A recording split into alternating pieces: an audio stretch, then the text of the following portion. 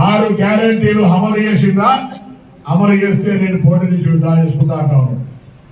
నేను కోరిన వేదిక నుంచి బండి సంజయ్ సవాలుకు జవాబు చెప్తా ఉన్నా. మేము 6 గ్యారెంటీలు 4 నెలలల్లా మేము 60 నెలలకు ప్రభుత్వం మాది. మేము 100 రోజుల్లో చేస్తామన్నాం. ఎన్నికల కమిషన్ వచ్చింది. ఎన్ని కార్యక్రమాలు జరపాలో అన్ని కార్యక్రమాలు జరిపినాం.